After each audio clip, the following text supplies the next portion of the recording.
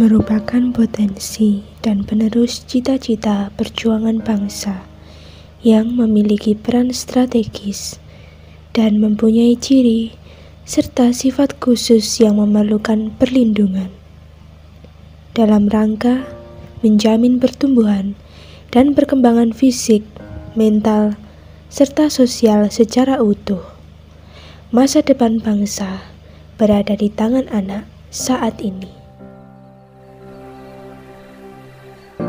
Semakin baik kualitas anak saat ini, maka semakin baik pula kehidupan masa depan bangsa. Pasal 28B ayat 2 Undang-Undang Dasar Negara Republik Indonesia tahun 1945 dan Undang-Undang Nomor 23 tahun 2002 tentang perlindungan anak telah mengamanatkan pemerintah untuk melakukan segala kegiatan untuk menjamin dan melindungi anak atas hak-haknya agar dapat hidup, tumbuh berkembang, dan berpartisipasi secara optimal sesuai dengan harkat dan martabat kemanusiaan, serta mendapat perlindungan dari kekerasan dan diskriminasi. Sebagaimana diamanahkan pada pasal 59 Undang-Undang Nomor 35 Tahun 2014 tentang perubahan atas Undang-Undang Nomor 23 Tahun 2002 tentang perlindungan anak, bahwa pemerintah daerah dan lembaga negara lainnya berkewajiban dan bertanggung jawab untuk memberikan perlindungan khusus kepada anak Indonesia yang dikategorikan 15 jenis, yaitu anak dalam situasi darurat, anak yang berhadapan dengan hukum, anak kelompok minoritas dan terisolasi, anak dengan dieksploitasi secara ekonomi dan atau seksual, anak yang menjadi korban penyalahgunaan narkotika,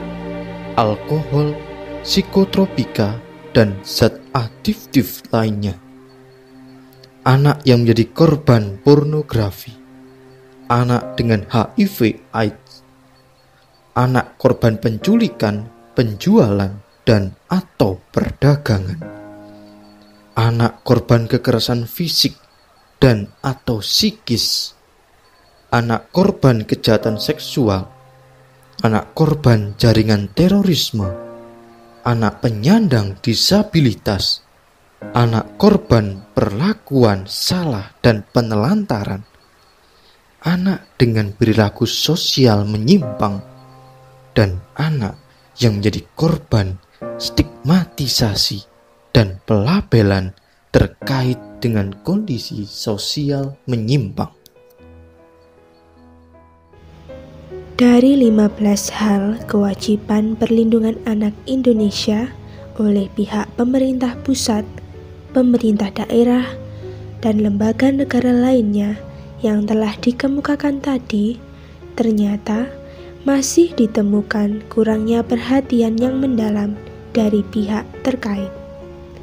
Dengan bukti nyata, masih adanya kekerasan, kejahatan seksual, korban jaringan teroris terhadap anak, bahkan yang harusnya pemulihan di rumah aman milik pemerintah, bocah 14 tahun korban pemerkosaan, dicabuli kepala, B2TP2A, dan sebagainya. Hal ini masih sering terjadi di Indonesia. Pada kenyataannya, Indonesia sebagai anggota PBB juga telah meratifikasi Konvensi Hak Anak melalui keputusan Presiden nomor 36 tahun 1960 dan opsional protokol terkait untuk meningkatkan komitmen pemenuhan dan perlindungan hak anak. Selain itu, Indonesia juga berpartisipasi melaksanakan deklarasi PBB tentang dunia yang layak bagi anak melalui pengembangan kebijakan kabupaten atau kota layak anak dengan tujuan akhir Indonesia layak anak.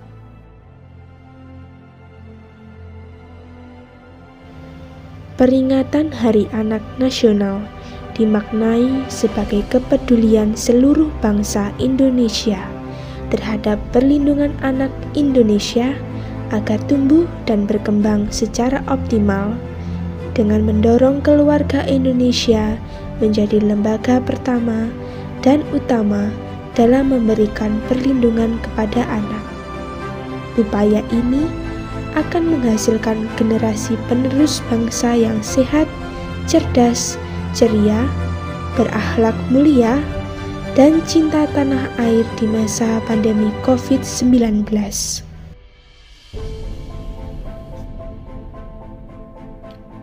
Peringatan Hari Anak Nasional di masa pandemi COVID-19 ini adalah momentum untuk meningkatkan kepedulian semua pilar bangsa Indonesia, baik orang tua, keluarga, masyarakat, dunia usaha, media massa, dan pemerintah terhadap pemenuhan hak dan perlindungan khusus anak.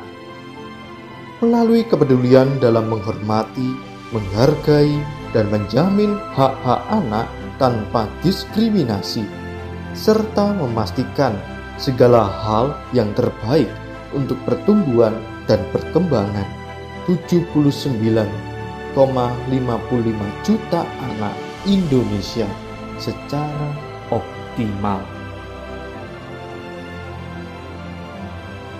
Selamat Hari Anak Nasional. Anak terlindungi, Indonesia maju.